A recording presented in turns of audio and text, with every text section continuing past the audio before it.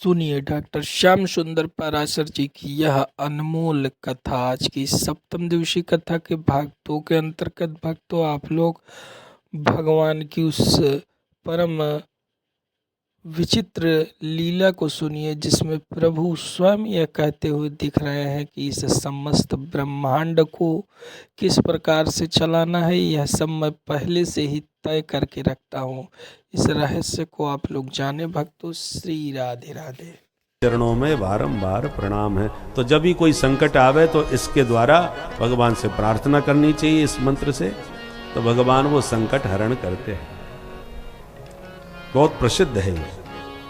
हमारे पूज्य देवर बाबा सरकार जो मचान पर रहते थे वो हमेशा यही सुनाते थे। अब विशाल यज्ञ पांडवों ने दिल्ली में प्रारंभ किया और भूमि के जितने राजा हैं सब इकट्ठे हो गए, जितने संत महंत हैं वो सब इकट्ठे हो गए। भगवान बोले इतना बड़ा आयोजन है भाई, व्यवस्था बांटो। बड़े कार्यक्रमों के लिए व्यवस्था यदि न बांटो तो बड़ा टेंशन हो जाता है। पानी पिलाने का काम तुम्हारा आदि आदि बांट दोगे तो जिम्मेवारी जो लेगा वो संभालेगा। एक व्यक्ति सारे काम थोड़ी कर सकता। तो भगवान ने भी कार्य वितरण किए। भीमसेन तुम बताओ क्या करोगे? भीमसेन बोले हमको तो खाना बहुत पसंद आता है, खाएंगे और खिलाएंगे, भंडारा हमें सौंप दो। और ठीक है भंडारा तुम्हारा।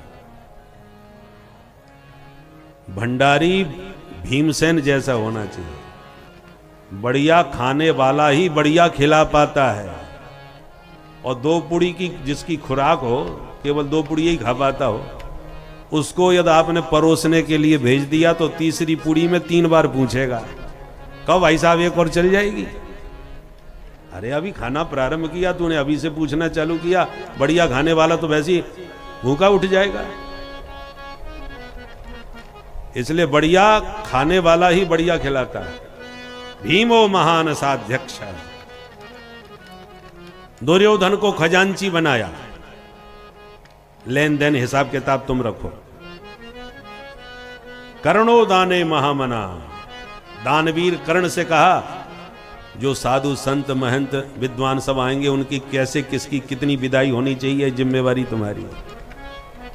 कर्ण बड़े उदार थे, महामना। प्राय लोग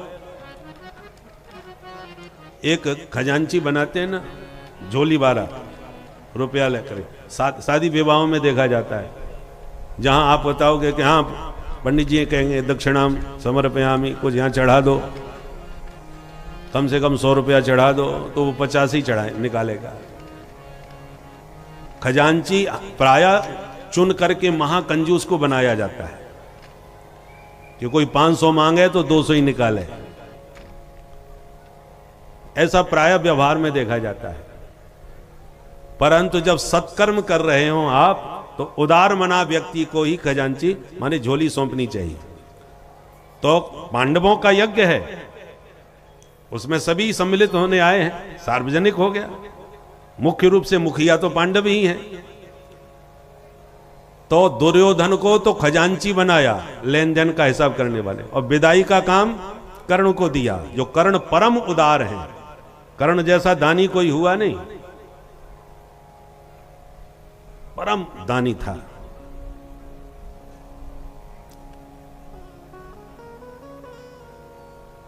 इंद्र के अंश से अर्जुन हुए हैं और सूर्य पुत्र कर्ण है। कर्ण को जन्मजात कवच और कुंडल प्राप्त हुए थे कि जो इसका कवच कुंडल को भेदेगा वो मारा जाएगा। और कवच के रहते कर्ण कभी मरने वाला नहीं था। इंद्र को समस्या आ गई कि अर्जुन को मैं कैसे बचाऊं कर्ण से। तो अर्जुन ब्राह्मण का वेश बना करके आया। और कर्ण चूंकि सूर्य पुत्र थे तो सूर्य की उपासना करते थे, और सूर्य उपासना के समय, पूजा के समय उनसे जो कोई मांगे उसे वो देते थे, जो मांगे सो दे। तो ब्राह्मण वेश बना करके इंद्र आया और कहा भिक्षाम देहि। बोले मांगिए विप्रदेव। बोले आप अपने कवच कुंडल हमको दे दीजिए।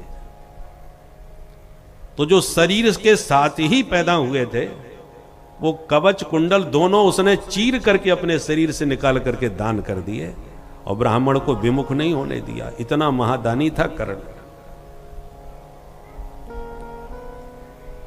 भगवान ने अर्जुन को दिखाया कर्ण की उदारता का दर्शन।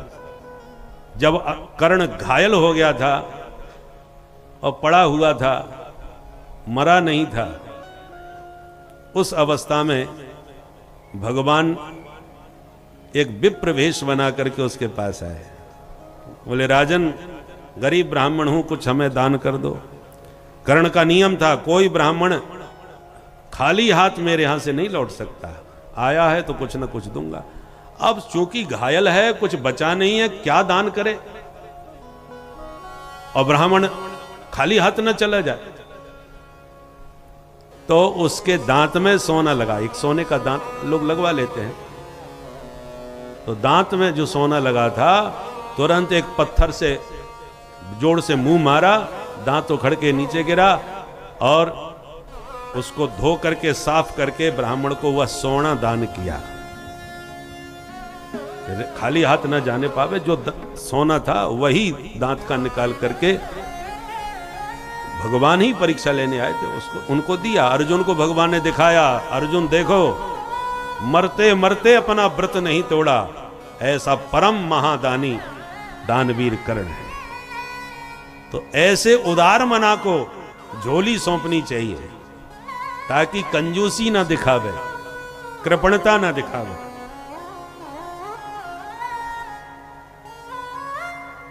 ये सारे काम भगवान ने सौंपे। और जो भी संत विद्वान साधु आएंगे, उन सबके पाद प्रक्षालन की सेवा भगवान ने स्वयं अपने हाथों में स्वीकार करी। कृष्णे पादा बने जने, पाद प्रक्षालन की सेवा इस यज्ञ में भगवान ने स्वयं स्वीकार करी। अब प्रश्न खड़ा हुआ, इतना बड़ा यज्ञ हो रहा है, बड़े बड़े महापुरुष आए हुए हैं, विभूतियां बैठी हैं, सबसे पहले पूजा किसकी की जाए, ये प्रश्न खड़ा हुआ। तो सहदेव ने खड़े होकर कहा, मेरी दृष्टि से तो भगवान द्वारकाधीश से बढ़कर कोई नहीं। पितामह भीष्म ने खड़े होकर कहा, बहुत सुंदर, मैं सहदेव के वचन का समर्थन करता हूं, अनुमोदन करता हूं। भीष्म बाबा ने अनुमोदन किया तो एक स्वर से करतल ध्वनि से प्रस्ताव पारित हो गया। सभी मिलकर के भगवान के स्वागत की सहमति दी। पांडवों ने ज्यों ही प्रथम सिंहासन पर द्वारकाधीश को बैठाया कि उसी सभा में बैठा था शिशुपाल, उसका मूड खराब हो गया। ये वही श्रीमान जी हैं कि हम दूल्हा बन के गए थे बारात लेके, और हमारी दुल्हन को लेके ये चले गए थे। उस दिन की बेइज्जती मैं कभी भूलूंगा नहीं, पर आज मेरा मौका है, मैं भी छोड़ूंगा नहीं। तिल मिला के शिशुपाल सभा में खड़ा हो गया और बोला, एकदम चिल्लाता हुआ बोला, ईशो दुरत्ययः काल इति सत्यवती श्रुति वृद्धानाम अपि यद बुद्धिर बाल वाक्येर विविद्यते। ये सहदेव बच्चा है और भीष्म बुढ़े हैं, बालक और बुढ़े दोनों की बुद्धि बराबर होती है। आप लोगों ने बिना विचार किए इस ग्वारिया को प्रथम पूजन का पात्र कैसे चुन लिया? भगवान को खूब भला बुरा शिशुपाल ने बोला। इस पर पांडव तलवार निकाल के मारने को खड़े हो गए, तो शिशुपाल के समर्थन में भी बहुत से राजा तलवारें तान के खड़े हो गए और बोले, नहीं नहीं, अभिव्यक्ति की आजादी मिलनी चाहिए। चेदी नरेश दमघोष के पुत्र शिशुपाल को भी अपनी बात कहने का पूरा हक है। भगवान को लगा ये तो विश्व युद्ध छिड़ने वाला है भाई। कुछ लोग मेरे पक्ष में खड़े हो जाएंगे तो कुछ शिशुपाल के समर्थन में खड़े हो जाएंगे, और जो बड़ी बड़ी हस्तियां यहां बैठी हैं सब में अभी महायुद्ध छिड़ जाएगा। क्या करें? तो भगवान ने अपने ही पक्षधर पांडवों से कहा, भैया आप लोग बैठ जाओ, ये कोई हम पराया नहीं है, हमारी बुआ का लड़का है शिशुपाल, इस नाते हमारा भाई है, तो हम भाई लोग आपस में निपटेंगे, बीच में कोई ना आवे। हम दोनों के बीच में द्विपक्षीय वार्ता चलने दो, तीसरे पक्ष की हमें आवश्यकता नहीं, इसलिए कोई बीच में ना आवे। जब भगवान ने पांडवों से कहा तो पांडव शांत बैठ गए। और पांडव शांत बैठे तो शिशुपाल के समर्थक भी शांत बैठ गए, पर शिशुपाल शांत नहीं बैठा। वो गाली पर गाली बकता गया और गोविंद शांत खड़े सुनते रहे। जैसी 100 गाली पूरी हुई, भगवान बोले सावधान शिशुपाल, तुम्हारी मां मेरी बुआ लगती है और मैंने बुआ को वचन दिया था कि तुम्हारे 100 अपराध क्षमा करूंगा, वो मैंने क्षमा कर दिया। अब मेरे सहनशीलता की सीमा समाप्त। आगे मत बोलना, अब ये कहां रुकने वाला था। जहां इसने 101 गाली दी, शिरक्षुरांत चक्रेण जहारा पतितम रिपो, एक झटके में भगवान की अंगुली में सुदर्शन नाचा और शिशुपाल का सिर कट के नीचे गिरा। एक दिव्य तेज शिशुपाल के शरीर से प्रकट होकर भगवान में समा गया। पूरी सभा में सन्नाटा छा गया। दुष्ट राजा भी कांप गए, आपस में बोले गड़बड़ करेंगे तो यही हालत अपनी भी हो जाएगी, इसलिए बोलो मत, जो हो रहा है होने दो, बाद में देखेंगे। एक शब्द भी किसी के मुंह से नहीं निकला और भगवान ने सारे विश्व समुदाय को संदेश दिया कि हम भारतीय स्वभाव से ही सहिष्णु होते हैं, सहनशील। हम भारतीयों का मूल मंत्र है सर्वे भवन्तु सुखिनः सर्वे सन्तु निरामयाः सर्वे भद्राणि पश्यन्तु मां कश्चित् दुःख भाग भवेत्। सभी सुखी हों, सबका मंगल हो, कोई दुखी ना हो, सब निरोगी हों। ये मूल मंत्र, मूल भावना हम भारतीयों की है। हम युद्ध पसंद नहीं करते, हम शांति प्रिय लोग हैं, परंतु जो हमारी शांति प्रियता को, सहिष्णुता को, सहनशीलता को कायरता समझ बैठते हैं, उन लोगों के लिए हमारे ऋषियों ने दूसरा मंत्र भी हमें सिखाया है, सठे साठ्यम समाचरेत। जो जिस भाषा में समझे उसको फिर उसी भाषा में समझाना चाहिए। भैंस के आगे बीन बजाने से कोई फायदा नहीं। हम शांति के कबूतर उड़ाए जा रहे हैं, उधर से आतंकवादी आते जा रहे हैं। बरसों तक ये सिलसिला चला भारत में, पर जब से हमने उसी भाषा में उनको जवाब देना प्रारंभ कर दिया, ईंट का जवाब पत्थर से देना चालू किया, तब से अकल ठिकाने आ गई और स्थिति ये हो गई कि बेचारा भिखारी बना, कटोरा लिए पूरे विश्व में मांगता फिर रहा है। ये स्थिति उसकी हालत पतली कर दी। इसलिए हर जगह सहनशीलता, सज्जनता शोभा नहीं देती। कभी कभी समय पर शक्ति का भी प्रयोग करना बहुत जरूरी होती है, क्योंकि बिना शक्ति के सहनशीलता भी कायरता सिद्ध हो जाती है। क्षमा सोहती उस भुजंग को जिसके कंठ गरल हो। सांप के मुख में जहर है और जहरीला दांत होते हुए भी सांप नहीं काट रहा, तो समझ लो सज्जन है। और जब जहर का दांत तोड़ दिया जाए और फिर वो सांप कहे कि आजकल हमने काटना छोड़ दिया, हम बहुत सुधर गए हैं, बहुत सज्जन हो गए। अरे भैया, अब तू काट भी लेगा तो क्या फर्क पड़ेगा भाई? ऐसे सांपों को लोग गले में लटकाए घूमते हैं। वो सांप से कौन डरेगा जिसके दांत नहीं रहे? काटने की सामर्थ्य विषधर सांप में है और फिर भी ना काटे तो वो सज्जन है। और दांत विष के निकाल दिए गए, तोड़ दिए गए और फिर वो कहे कि हम सज्जन हो गए, ये विवशता है, इसे सज्जनता नहीं कहते।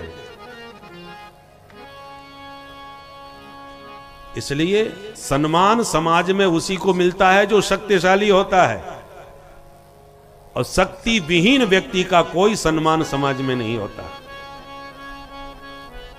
इसलिए भगवान ने 100 गाली सुन करके अपनी सज्जनता और सहिष्णुता का पूरा परिचय विश्व को दिया, परंतु 101 गाली देने पर एक झटके में जब शिशुपाल का सिर उड़ा दिया तो सारा विश्व देखता रह गया।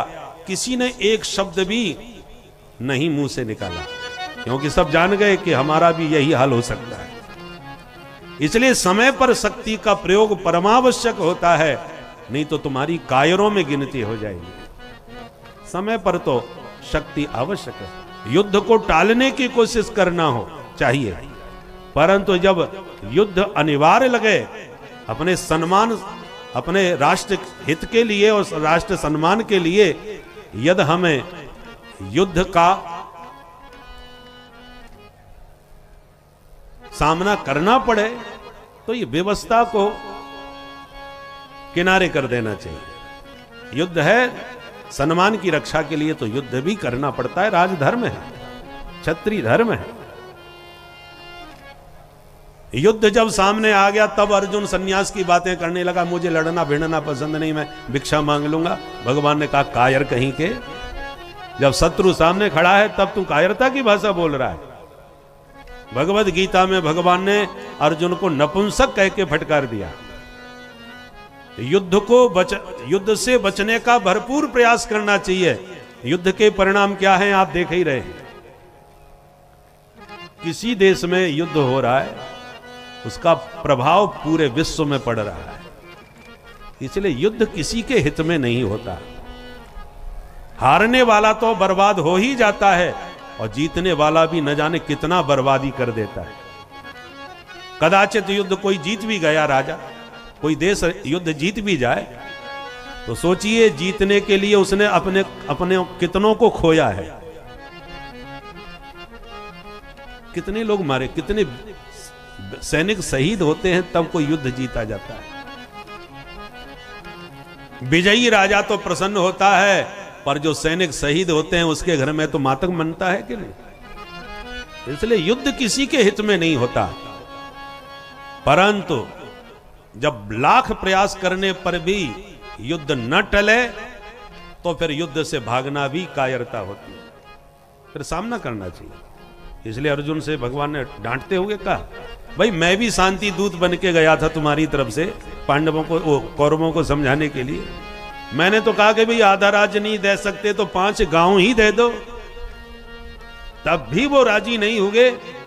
तो ऐसी परिस्थिति में अब युद्ध अनिवार्य हो गया है। अर्जुन अब ये कायरता की भाषा छोड़ो, तुम इनको नहीं मारोगे तो ये तुम्हें मार डालेंगे, तुम्हें जीने नहीं देंगे। तुम भले ही शांति के गीत गा रहे हो अर्जुन कि हमारे दादाजी खड़े हैं, पितामह भीष्म गुरु जी खड़े हैं, द्रोणाचार्य जी मेरे भैया हैं, अर्जुन दुर्योधन आदि, मैं इनको कैसे मारूंगा। अरे जिनको तुम भाई कह के भाईचारा निभाने की बात कर रहे हो वे भाई तुम्हें चर जाएंगे, तुम्हें मार डालेंगे यदि इसी प्रकार की कायरता का व्यवहार करोगे तो। इसलिए तुम्हें इनको मारना ही पड़ेगा, क्योंकि भाईचारे के नाम पर जो तुम्हें भाई की जगह चारा ही समझते हो ऐसों के लिए भाईचारा शोभा नहीं देता। उनको तो उनकी औकात दिखाना बहुत जरूरी होता है। सनातनी कितने कहां कहां से भागते फिर रहे, ले दे के हम लोगों के हाथ में एक ही तो देश बचा है, उसको भी धर्मशाला बना दिया, धर्मनिरपेक्ष कर दिया।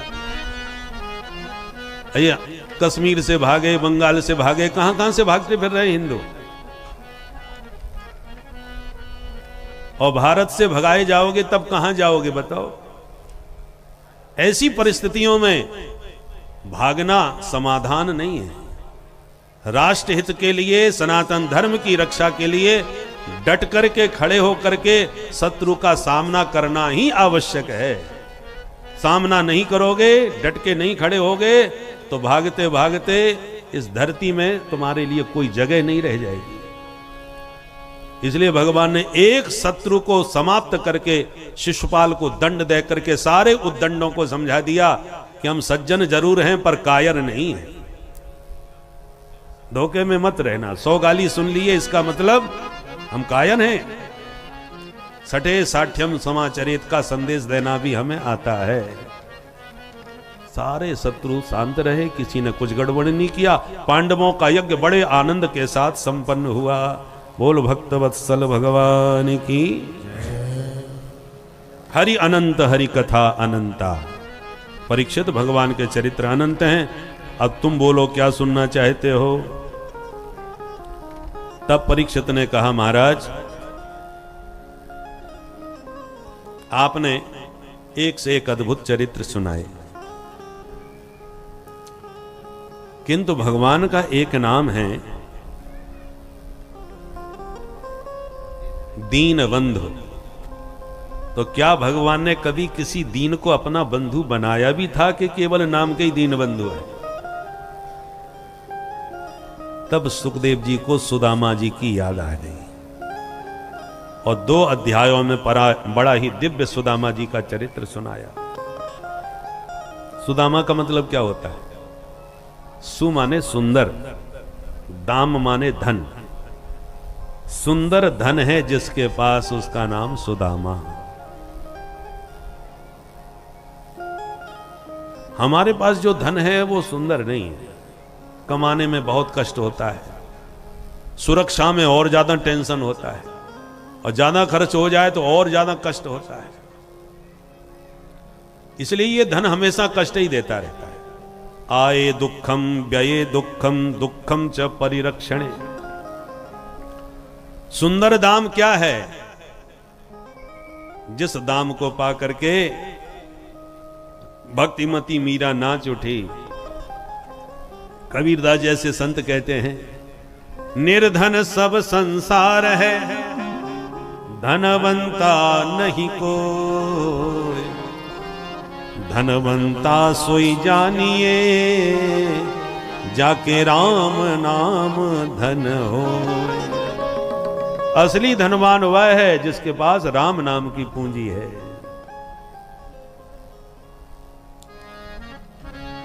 और उस पूंजी को पा करके भक्तिमती मीरा गा उठी, पायो जी माने राम रतन धन पायो, पायो जी माने राम रतन धन पायो। हमारे बीच में श्री सतीश सुखेजा जी, अध्यक्ष Vindhya chamber of commerce Satna से पधारे हैं, तथा साथ में श्री हरिओम गुप्ता जी महामंत्री, श्री प्रवीण सोनी जी पधारे हो गए हैं। हम उनका स्वागत करते हैं, पधारें और आइए मिलकर के इस राम नाम की पूंजी को प्रेम से संग्रह करें। राम रतन धन पायो, पायो जी माने राम रतन धन पायो, पायो जी माने राम रतन धन पायो, पायो जी माने राम रतन धन पायो। वस्तु अमोलक दीन भर सतगुरु, वस्तु अमोलक दीन भर सतगुरु, वस्तु अमोलक दीन भर सतगुरु, वस्तु अमोलक दीन भर सतगुरु। कृपा कर अपनायो, पायो जी माने कृपा कर अपनायो, पायो जी माने राम रतन धन पायो, पायो जी माने राम रतन धन पायो, ओ पायो जी माने राम रतन धन पायो, पायो जी माने राम रतन धन पायो।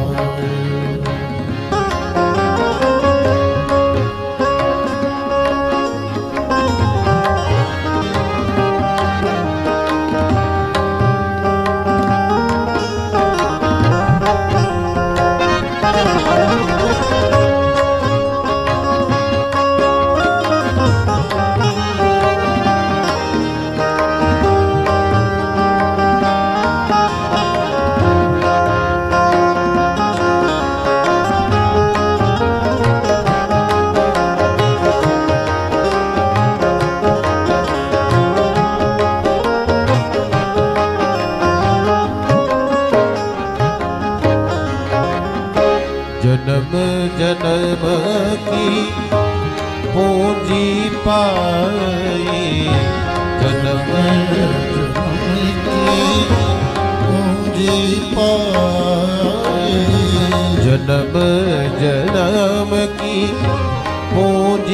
पाए जन्म की पूंजी पाए जग में सभी घुमायो पायो जी माने जग में सभी घुमायो पायो जी माने राम रतन धन पायो पायो जी माने राम रतन धन पायो पायो जी माने राम रतन धन पायो पायो जी माने राम रतन धन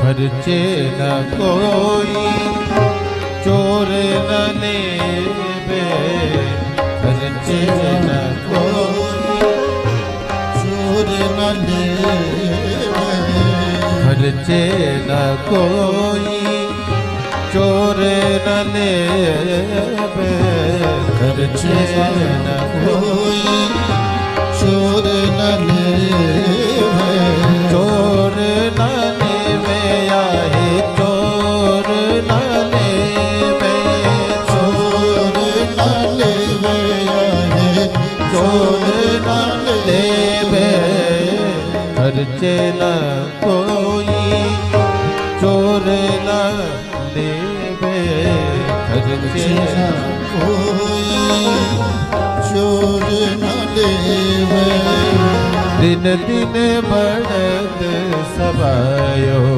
पायो जी माने दिन दिन बढ़त सबायो ओ पायो जी माने राम रतन धन पायो पायो जी माने राम रतन धन पायो पायो जी माने राम रतन धन पायो पायो जी माने राम रतन धन पायो पायो जी माने राम रतन धन पायो पायो जी माने राम रतन धन पायो पायो जी माने राम रतन धन पायो पायो जी माने राम रतन धन पायो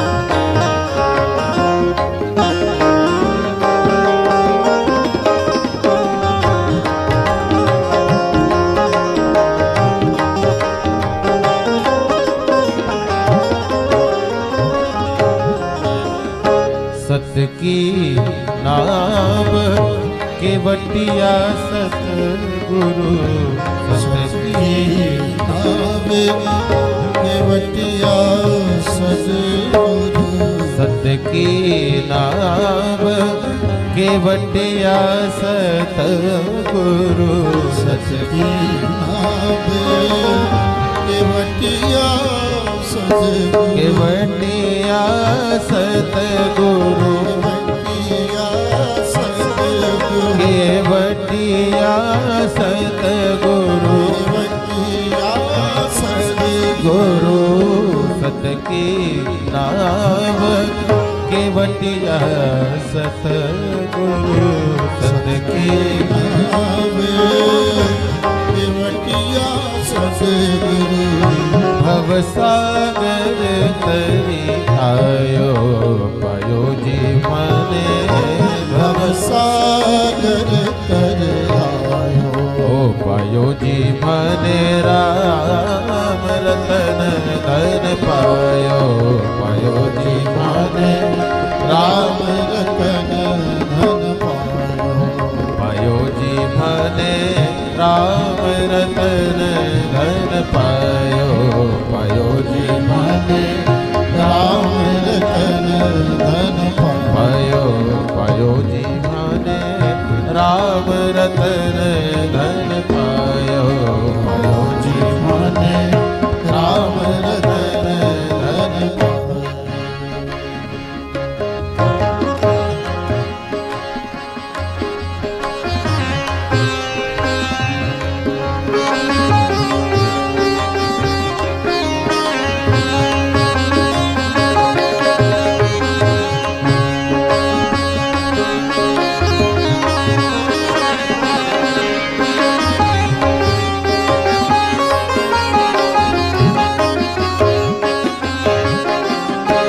मीरा के प्रभु गिरधर नागर मीरा के प्रभु गिरधर नागर मीरा के प्रभु गिरधर नागर मीरा के प्रभु गिरधर नागर गिरधर नागर मेरे नटवर नागर गिरधर नागर मेरे नटवर नागर हाँ गिरधर नागर मेरे नटवर नागर गिरधर नागर मेरे नटवर नागर। भगवान ने यह मानव जीवन हमें इसीलिए प्रदान किया कि हम जो है परम भक्ति के द्वारा प्रभु की परम धाम को प्राप्त कर सके, परम लक्ष्य को प्राप्त कर सके। किंतु हमने इस जीवन में दुनिया भर के प्रपंचों में अपने मन को लगा दिया है, जिससे प्रभु की तरफ हम अपने मन को मोड़ नहीं पाते, प्रभु की भक्ति नहीं कर पाते। यही सबसे बड़ा दोष हमारे मानव जीवन का है, जिसे शीघ्रातिशीघ्र दूर करके हमें प्रभु के चरण बिंद में अपने ध्यान को लगाकर उनकी भक्ति करनी चाहिए। प्रभु बड़े सरल हैं, यदि सच्चे मन से उनकी प्रीतात्मक भक्ति की जाए तो वह आपके हर पापों को क्षमा कर देंगे। श्री राधे राधे। बोल भक्त वत्सल भगवान की जय। तो संतों की यही पूंजी होती है, हरि का नाम, हरि का प्रसाद। देखो हमारे बालाजी, तिरुपति बालाजी महाराज का प्रसाद मिल गया भाई जी के माध्यम से। संतों की, महापुरुषों की असली पूंजी यही है, भगवन नाम, नाम रूप लीला धाम। यही संपदा साधु पुरुषों की होती है। तो सुदामा का मतलब क्या है? सुंदर दाम वाला। सुदामा जी महाराज का परिचय दिया। कृष्णस्यासीत् सखा कश्चित् ब्राह्मणो ब्रह्मवित्तमः विरक्त इंद्रियार्थेषु प्रशांतात्मा जितेन्द्रियः। सुदामा जी ब्राह्मण हैं, भगवान श्री कृष्ण के बहुत अंतरंग मित्र हैं। इंद्रियों के विषयों से एकदम विरक्त रहने वाले हैं, प्रशांतात्मा हैं, परम जितेंद्रिय हैं। परंतु इनकी पत्नी बिचारी दरिद्र है, नाम है देवी सुशीला। सुशीला को दरिद्र क्यों कह दिया भाई? पति को तो इतने बढ़िया बढ़िया विशेषण दिए और पत्नी को दरिद्र कह दिया। अरे पति की डिग्री पत्नी को अपने आप मिल जाती है। पति डॉक्टर बन जाए तो पत्नी डॉक्टर नहीं कहलाने लगती। पतिदेव पंडित जी हैं तो देवी पंडितानी बन जाती हैं, भले ही पढ़ी लिखी ना हो। पतिदेव मास्टर हैं तो वो मास्टरनी कहलाती हैं। होता है कि नहीं? व्यवहार में ग्रामीण अंचलों में तो विशेष ऐसे ही बोला जाता है, मास्टर की मास्टरनी, डॉक्टर की डॉक्टरनी, हैं, पंडित की पंडितानी, ठाकुर की ठकुरानी। और किसी का पति डाकिया हो तो डाकिया की पत्नी को क्या कहेंगे? बोलो राधे राधे। आज जो भी कहते हो आप जानो, परंतु पति की डिग्री से पत्नी को जरूर बुलाया जाता है। तो सुदामा जी इतने बड़े संत थे, सदगृहस्थ, तो फिर पत्नी को दरिद्र क्यों कह दिया सुखदेव जी ने? क्योंकि सुखदेव जी की दृष्टि में दरिद्रता की परिभाषा क्या है? दरिद्रो यस्त्व संतुष्ट, जो अपने जीवन में असंतुष्ट रहता हो वही दरिद्री है। सुदामा जी तो परम संतोषी ब्राह्मण हैं, पर सुशीला के मन में धन की ललक बनी रहती है, इसलिए सुशीला को दरिद्र कहा। एक दिन सुशीला जी ने पूछ दिया अपने पतिदेव से, ननु ब्रह्मन् भगवतः सखा साक्षात् श्रियः पति ब्रह्मण्यस्य शरण्यस्य भगवान सात्वतर्षभ। स्वामी, मैंने ऐसा सुना है कि द्वारकानाथ श्री कृष्ण आपके मित्र हैं, क्या ये सच है? सुदामा जी चौंके। हरि ब्राह्मणी, किसने बताया तुझे? बोले महाराज, एक महात्मा आए थे भिक्षा लेने, घर में कुछ था ही नहीं, मैं क्या देती। मैंने हाथ जोड़ लिए, महाराज मैं आपकी कोई सेवा नहीं कर पाऊंगी। तो उन्होंने कहा ये तो सुदामा का घर है। मैंने कहा जी हाँ। तो क्या आप जानते हैं मेरे स्वामी को? तब उन्होंने कहा कि मैं तब से जानता हूं जब से वो द्वारकाधीश कृष्ण के साथ पढ़ते थे उज्जैन में। मैं तो सुन के हैरान हो गई, मेरे स्वामी जी द्वारकाधीश कृष्ण के साथ पढ़े हैं। इसलिए मैं पूछ रही हूं, क्या वो महात्मा सही कह रहे थे? तो सुदामा जी हंस के बोले, हाँ देवी, बात तो बिल्कुल सही है। सुन के सुशीला के होश उड़ गए। अब जरा सोचिए कैसा स्वभाव रहा होगा सुदामा जी का। भगवान साक्षात द्वारकानाथ जिनके मित्र सहपाठी, और उनकी पत्नी को भी नहीं मालूम, कभी किसी से चर्चा करते नहीं। हमारे मित्र तो दरोगा जी भी हों तो 10 बार लोगों को बता देंगे, दरोगा जी अपना ही मित्र है, कोई काम हो तो बताना। और कहीं मुख्यमंत्री जी से हाथ मिलाते फोटो खिंच जाएं, फिर तो फेसबुक में ही छा जाते हैं कि देखो हमारा अच्छा परिचय है। और भगवान जिनके मित्र हैं और उन्होंने पत्नी तक को नहीं बताया, इसी से जान लीजिए सुदामा जी कितने आत्मनिष्ठ महात्मा हैं। सुशीला ने कहा यदि आपकी बात सत्य है और वो आपके मित्र हैं तो मेरी प्रार्थना एक बार उनसे मिले आओ, उनके दर्शन करे आओ। कभी उनकी याद नहीं आती कि आपको? कैसे मित्र हो जो कभी मिलने ही नहीं जाते? सुदामा जी के मन में उमंग उठी कि बहुत दिनों की सोच रहा था कि जाके कभी मिलूं, पर हिम्मत नहीं पड़ रही थी। आज ब्राह्मणी स्वयं कह रही है तो मौका बहुत बढ़िया है मिलने का। ठीक है ब्राह्मणी, तुम कहोगी तो मिलाएंगे, पर खाली हाथ तो बिल्कुल नहीं जाएंगे। जाएंगे तो कुछ हाथ में लेके उपहार तो होना चाहिए ना। घर में कुछ है ही नहीं, क्या लेके जाऊं? सुशीला बोली चिंता न करो, व्यवस्था मैं बनाऊंगी। याचित्वा चतुरो मुष्टीन विप्रान पृथुक तंडुलान शैलखंडेन तान बद्ध्वा भरत्रे प्रादादुपायनम। 4 घरों में जाकर सुशीला एक एक मुट्ठी चावल मांग लाई और हजारों छिद्रों से युक्त एक फटी पुरानी धोती थी, उसी को सिल करके जोड़ करके छिद्रों को छुपा करके उस वस्त्रों से चैल खंडेन तान बद्ध्वा, उन कपड़ों को जोड़ करके 4 मुट्ठी चावल की पोटली बांध दी, स्वामी जी को सौंप दी और कहा महाराज यही तुच्छ भेंट देना, और उपहार देते समय मेरा एक संदेश कह देना। कौन सा?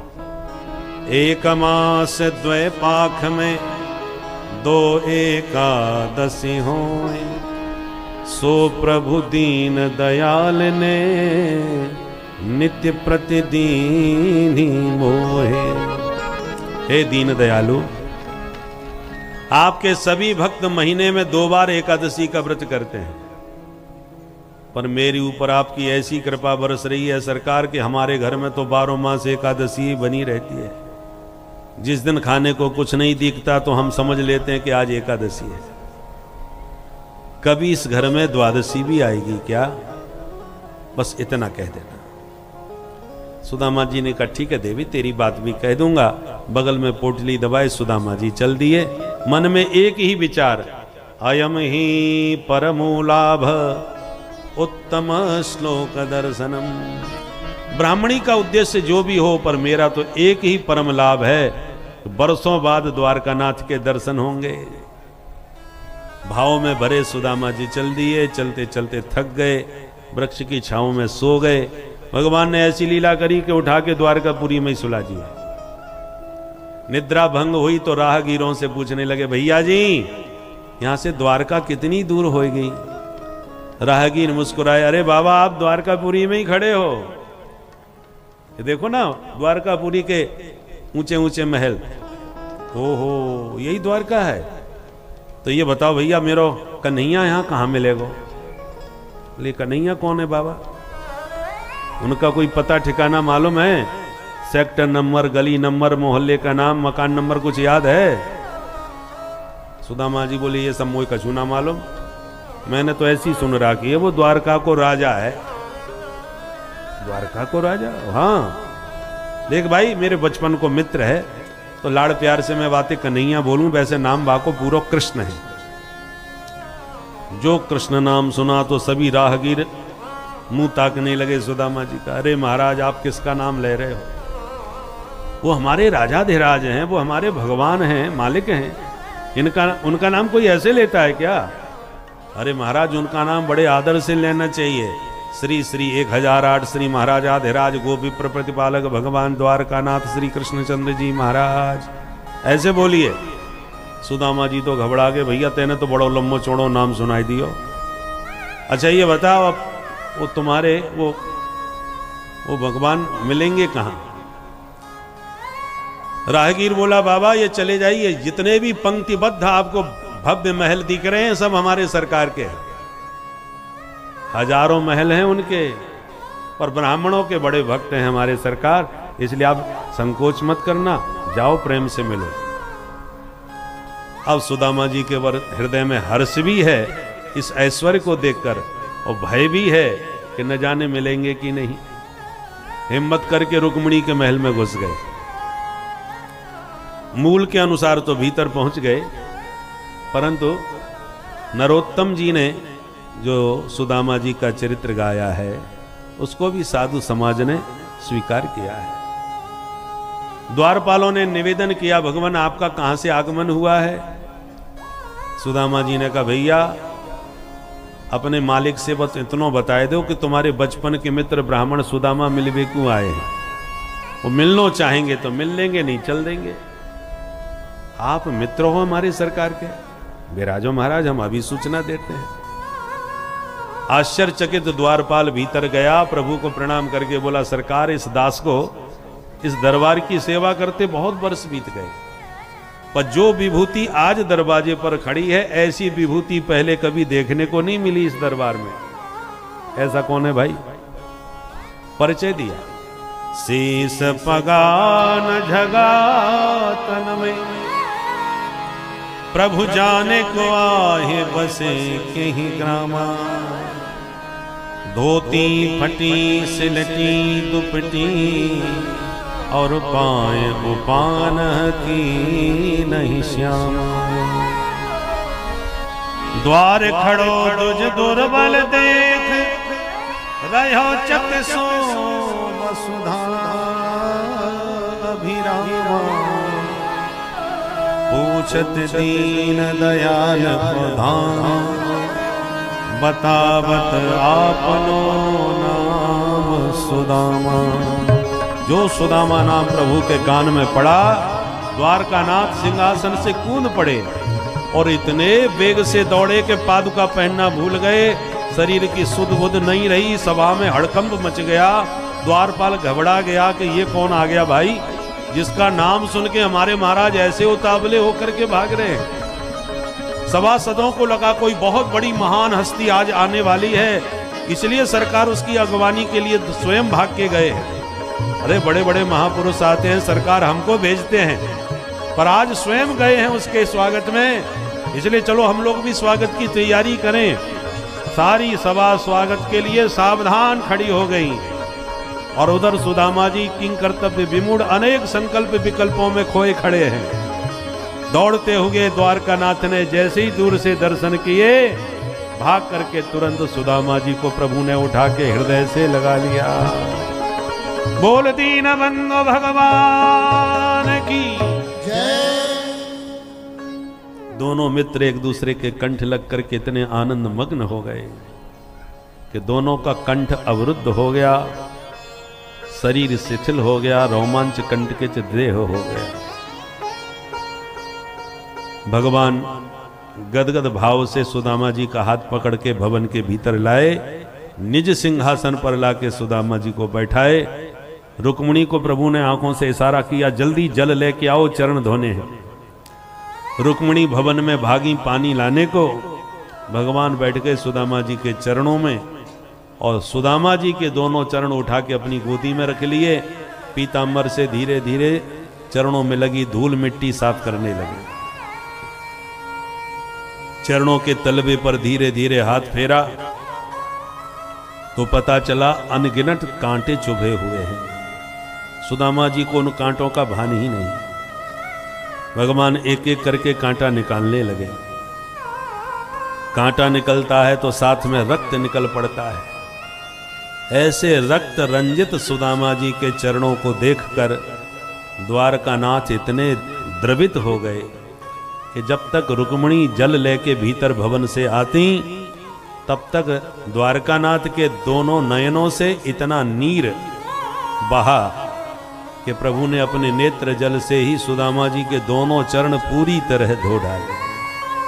बोल दीन बंधु भगवान की जय। ऐसे बेहाल विवाइन सो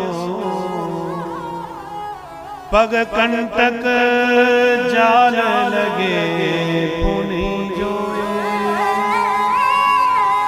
हाय महा दुख पायो सखा, तुम आए इते न किते दिन खोए।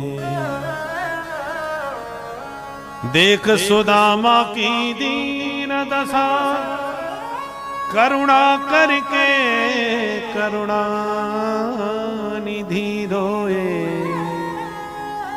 पान परात को हाथ छुओ नहीं, नैनन के जल सो पग धोए।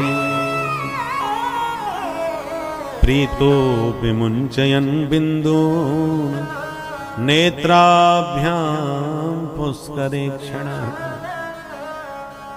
रुक्मिणी जल लेके आ गई, पर जल का काम पूरा हो चुका था। खड़ी खड़ी रुक्मिणी मन में सोचने लगी, किम अनेन कृतम पुण्यम अवधूतेन भिक्षुणा।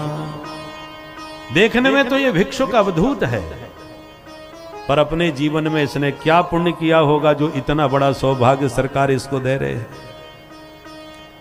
जिस दीनहीन को संसार में कोई देखना नहीं चाहता, उस दीन को दीन बंधु देख ही नहीं रहे, बल्कि अपने द्रगों के जल से उसका पाद प्रक्षालन कर रहे हैं। सारा संसार सौभाग्य की सराहना कर रहा है सुदामा जी के।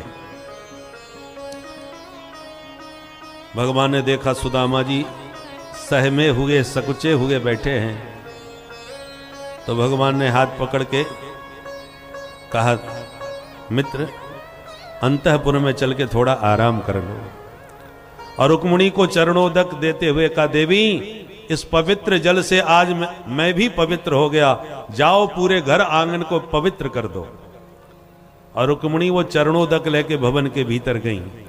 भगवान हाथ पकड़ के सुदामा जी को भीतर लाए, स्नान कराए, नए वस्त्र पहनाए, भोजन पवाए, अपनी निज सैया पर लाके सुलाए। गोविंद ने स्वयं चरण दबाए। रुक्मिणी ने देखा कि मालिक चरण सेवा कर रहे हैं तो वो भी पंखा लेके आ गई और धीरे धीरे हवा करने लगी। कौन कहेगा सुदामा दरिद्र है, साक्षात लक्ष्मी पंखा झल रही है और लक्ष्मीपति चरण दबा रहे हैं। दुनिया में उससे बड़ा धनवान कौन हो सकता है। बोल दीनबंधु भगवान की। प्रभु को लगा इतनी देर हो गई पर मित्र कुछ बोल नहीं रहे, तो भगवान ने प्रश्न कर दिया, अपि ब्रह्मन् गुरुकुलात् भवता लब्ध दक्षिणात् समावृत्तेन धर्मज्ञ भार्योढ़ा सदृशीनवा। भगवान बोले, मित्र सुदामा, बहुत दिनों के बाद दर्शन हो गए हैं, पहले मुझे ये बताओ तुमने विवाह किया कि नहीं? तुम्हारे अनुकूल कोई पत्नी प्राप्त हुई तुम्हें? इस प्रश्न को सुन करके सुदामा जी मुस्कुरा के भगवान को इशारा किए, भैया कन्हैया, या के अतिरिक्त पूछबे की और कोई बात ना है? मेरे विवाह की बहुत चिंता है तो क्यों? भगवान बोले, मित्र तुम बचपन से ही बाबा बैरागियों की बातें बहुत ज्यादा करते थे, कहीं तो बाबा जी ही तो ना बन गए, इसलिए पूछ रहे। भगवान सुदामा जी बोले, कन्हैया भाई विवाह तो है गयो, तेरी भाभी को नाम है सुशीला, जैसो नाम वैसो ही काम, बहुत शील स्वभाव की है, सो जीवन की गाड़ी चल रही है। तू बता कन्हैया तेरो विवाह भयो की ना है? भगवान बोले, मित्र मेरी मत पूछो, आप मेरे घर में ही बैठे हो, सब बता देंगे बाद में, पर पहले आप बताओ, आपने चुपचाप अकेले अकेले विवाह कैसे कर लियो? हमें सूचना तक ना भेजी।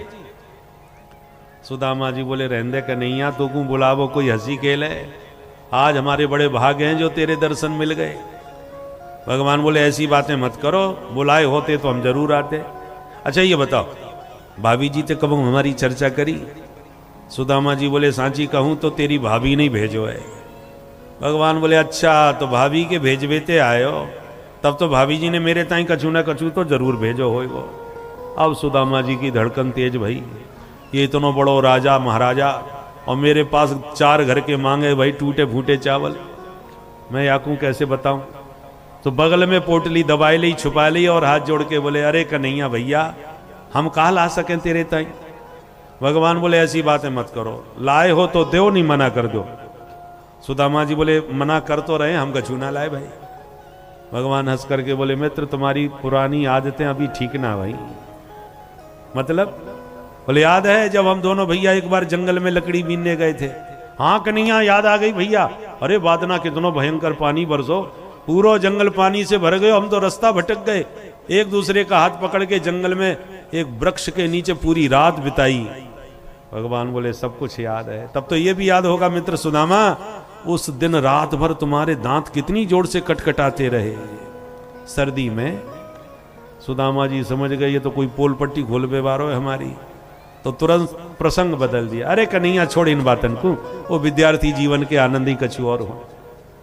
विद्यार्थी जीवन के मित्र बुढ़ापे में वर्षों बाद मिले तो बुढ़ापे में भी बचपना आ जाता है, बचपन की बातें याद आने लगती। भगवान बोले, सच कहता हूं सुदामा, पत्रम पुष्पम फलम तोयम यो में भक्त्या प्रयक्षति। मैं पदार्थों का भूखा नहीं, मैं तो प्रेम का भूखा हूं। पत्र पुष्प फल जल जो भी हो बस प्यार से दो। सुदामा जी बोले, तू लाख प्रवचन सुना दे, जब लाई कछू ना है तो कहां से दें भाई? प्रभु समझ गए। अच्छा मित्र एक बात बताओ, मैं बड़ी देर से तुम्हें देख रहा हूं, जब से आए हो ये हाथ दबाए काय क्यों बैठे हो? ये हाथ में कछु बीमारी है का? सुदामा जी बोले, नाना का नहीं है, बीमारी का छूना है, पर लंबी यात्रा पैदल पैदल चले हैं तो हाथ पैर में थोड़ा बहुत तो दर्द है ही जाए यात्रा में। भगवान बोले, यात्रा में पैर में तो दर्द है सके, हाथ में कैसे है गए भाई? और यदि हाथ में दर्द है तो फालतू में ही इतनी देर से पैर दबाए रहे। तुम अपनो हाथ हमें पकड़ाओ, 2 मिनट में तुम्हारो दर्द दूर भगाऊं। सुदामा जी बोले कन्हैया तेरे हाथ जोड़ूं, मेरे हाथ से हाथ मत लगाइयो, मैं बिल्कुल ठीक हूं। भगवान बोले कछु है जाए, तुम्हारे हाथ को दर्द तो दूर करके ही रहेंगे। और भगवान ने जबरदस्ती हाथ आगे बढ़ाया और पोटली पकड़ के एक झटके में छीन लिया। किमिदम, ये पुटरिया में कहा है। अब सुदामा जी मुंह लटकाए के रह गए। भगवान ने पोटली खोली और जब चावल दिखाई पड़े तो एक मुट्ठी चावल लेकर के हाथ में अपने मुख में डाल लिए। इति मुष्टिम सकृज्जध्वा द्वितीयाम जगदुमाददे तावत् श्रीर्जग्रहे हस्तम तत्परा परमेष्ठिनः। एक मुट्ठी चावल प्रभु ने पा लिए और बदले में एक लोक की संपदा का दान सुदामा जी को कर दिया। बताया कहा किसी से कुछ नहीं। माथे पर लिखा था विधाता ने श्री क्षयः, माने श्री की हानि। भगवान ने वो अंक पलट दिए। श्री क्षय का उल्टा पढ़ो तो क्या होगा? यक्षश्री। जहां माथे पर श्री क्षय लिखा था, भगवान ने वो अंक पलट के यक्षश्री प्रदान कर दी। यक्षराज कुबेर, माने कुबेर के समान संपदा तुम्हें प्रदान करता हूं। पता भी नहीं लगा और कुछ बताया भी नहीं। दूसरी मुट्ठी चावल हाथ में लेने लगे तो रुक्मिणी जी ने हाथ पकड़ लिया। आंखों से इशारे में रुक्मिणी जी बोली अब सब कुछ देख के क्या स्वयं सुदामा बनने का विचार है? सोच समझ के दान पुण्य करो। अथवा हाथ पकड़ के कहा कच्चे चावल खाए जा रहे हो, बीमार पड़ जाओगे, मैं भात बना के खवा दूंगी बाद में, कच्चे क्यों खा रहे हो?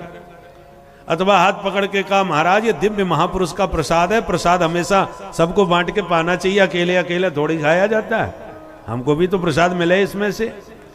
भगवान बोले तो ठीक है देवी ले जाओ। वह पोटली लेके रुक्मिणी भीतर भवन में प्रसाद बांटने चली गई। एकांत पाकर भगवान बोले मित्र बता नहीं सकता कितना स्वाद आया। अच्छा एक बात बताओ, भाभी जी ने जब ये प्रसाद मेरे लिए दिया तो कुछ संदेश भी तो दिया होगा। सुदामा जी बोले एक बात कही, क्या? सुना दिया। एक मास द्वय पाख में 2 एकादशी हो, सो प्रभु दीन दयाल ने नित्य प्रतिदिन ही मोहे। संदेश सुन के भगवान के नेत्र सजल हो गए। जवाब मौन रूप से चुपचाप भेज दिया। होनी थी सो भय गई, फिर नहीं ऐसी होए, भाभी तेरे भवन में नित्य द्वादशी हो। बोल दीन बंधु भगवान की। अब एकादशी नहीं करनी पड़ेगी, सदा तुम्हारे घर में द्वादशी बनी रहेगी। मौन रूप से भगवान ने उत्तर भिजवा दिया भाभी जी को। अब माताएं अपने अपने भाव समर्पित कर रही हैं विविध वस्तुओं से, तो कथा में बाधा पड़ेगी, इसलिए हम एक कीर्तन कर लेते हैं। आपको जिसको चढ़ाना है एक बार में चढ़ा दो, नहीं तो एक एक करके आएंगे तो हमारा भी ध्यान भंग होगा और कथा की धारा भी टूटेगी। इसलिए जो माताएं जो भी कुछ चढ़ाना चाहें इसी समय आके 5 मिनट में चढ़ा दें। तब तक हम लोग एक कीर्तन करते हैं और सब मिलके भाव के साथ गाते हैं। हमारे बीच में आए हैं श्री सुभाष शर्मा जी डोली जी, प्रत्याशी विधानसभा, और अमित सोनी जी, कैलाश सोनी जी तथा राम बेटा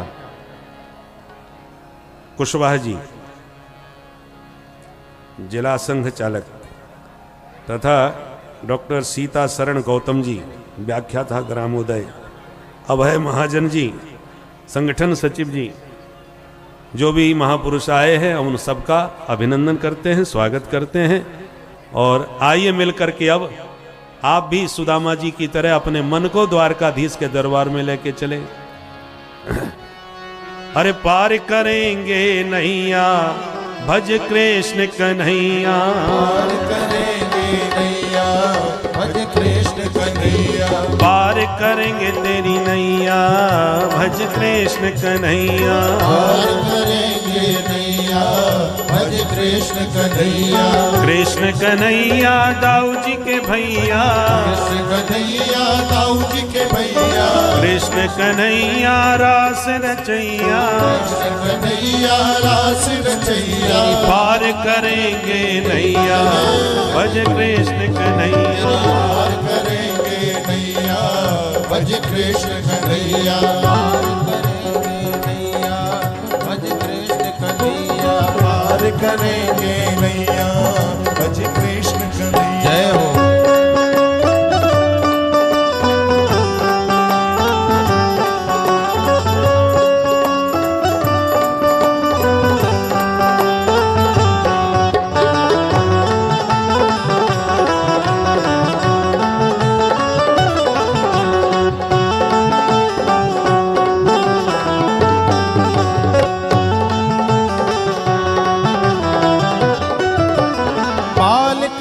गोपाल हमारो, बाल कृष्ण गोपाल हमारो, बाल कृष्ण गोपाल हमारो, बाल कृष्ण गोपाल हमारो। ब्रजवासिन को प्राण प्यारो, ब्रजवासिन को प्राण प्यारो, ब्रजवासिन को प्राण प्यारो, ब्रजवासिन को प्राण प्यारो। ओ नंद महर को छैया, भज कृष्ण कन्हैया।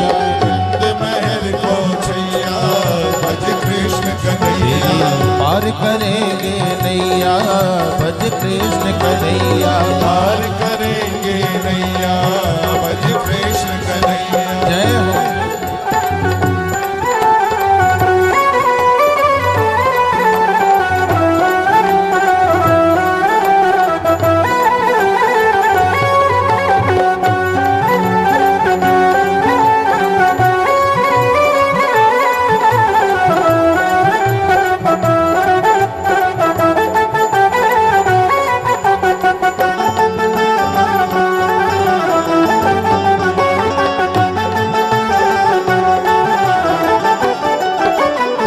ग्वाल बाल संग धेनु चरावे, ग्वाल बाल संग धेनु चरावे। लूट लूट दधी माखन खावे, लूट लूट दधी माखन खावे। ग्वाल बाल संग धेनु चरावे, ग्वाल बाल संग धेनु चरावे। लूट लूट दधी माखन खावे, लूट लूट दधी माखन खावे। ओ माखन चोर कन्हैया, भज कृष्ण कन्हैया। माखन चोर कन्हैया, भज कृष्ण कन्हैया। तेरी पार करेंगे नैया, भज कृष्ण कन्हैया। पार करेंगे नैया, भज कृष्ण कन्हैया। तेरी पार करेंगे नैया, भज कृष्ण कन्हैया। पार करेंगे नैया, भज कृष्ण कन्हैया। जय हो।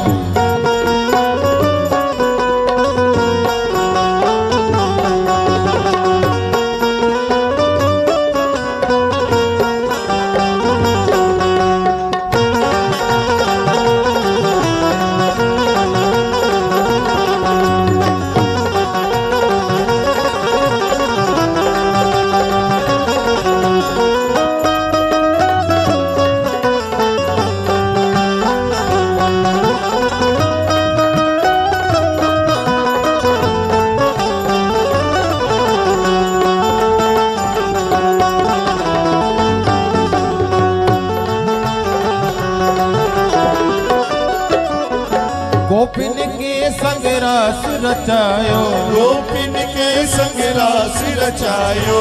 गोपिन के संग रास रचायो, गोपिन के संग रास रचायो। कामदेव यन मार भगायो, कामदेव यन मार भगायो। कामदेव यन मार भगायो, कामदेव यन मार भगायो। ओ कालिया नाग नथैया, भज कृष्ण कन्हैया। कालिया नाग नथैया, भज कृष्ण कन्हैया। तेरी पार करेंगे नैया, कन्हैया भज कृष्ण कन्हैया पार करेंगे नैया भज कृष्ण कन्हैया कृष्ण कन्हैया दाऊ जी के भैया कृष्ण कन्हैया दाऊ जी के भैया कृष्ण कन्हैया दाऊ जी के भैया कृष्ण कन्हैया दाऊ जी के भैया तेरी पार करेंगे नैया भज कृष्ण कन्हैया पार करेंगे नैया भज कृष्ण कन्हैया ओ माखन चोर कन्हैया भज कृष्ण कन्हैया माखन चोर कन्हैया भज कृष्ण कन्हैया जो नंद महर को छैया भज कृष्ण कन्हैया महर को छैया भज कृष्ण कन्हैया भज कृष्ण कन्हैया भज कृष्ण भज कृष्ण कन्हैया। बोल दीन बंधु भगवान की। भगवान ने सुदामा जी को अद्भुत सम्मान दिया और बिना कुछ बताए सब कुछ दे दिया। सुदामा जी को कुछ भी पता नहीं चला। रात्रि सुदामा जी ने विश्राम किया और दूसरे दिन सवेरा होते ही सुदामा जी चल पड़े। भगवान ने एक बार को भी नहीं कहा कि आज और रुक जाते भैया। एक दिन को भी न भगवान ने रोकने को कहा न सुदामा जी रुके। जैसे ही सुदामा जी बोले लाला अब चलेंगे तेरी भाभी राह देख रही है, तो भगवान बोले जैसी आपकी मर्जी, तुरंत विदा कर दिए। और जाते जाते सुदामा जी रास्ते में सोचने लगे भैया स्वागत सत्कार तो बड़ो जोरदार की पर लेवे देवे वाली बात का चूना करी। जैसे गए वैसे ही वापस हो लिए। और ब्राह्मणी तो तकी बैठी होगी कि देखे मेरे ताई कहा माल पानी लेके आ रहे। भाई हमें तो दर्शन की इच्छा थी सो पूरी है गई। अब ब्राह्मणी की ब्राह्मणी जाने। मेरे मन में तो एक ही अभिलाषा थी, मेरे को मोकू तो सब कछु मिल गया। क्वाहम दरिद्र पापिया व कृष्ण श्रीनिकेतन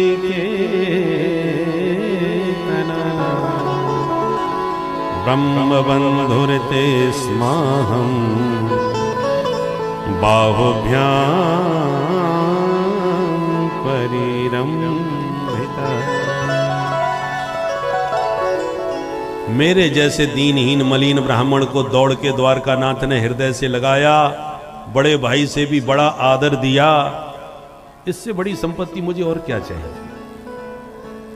धन नहीं दिया उसका एक ही कारण समझ में आया कि जन्म के दरिद्री को एक साथ संपत्ति मिल जाए तो उसकी बुद्धि बौराते देर नहीं लगती।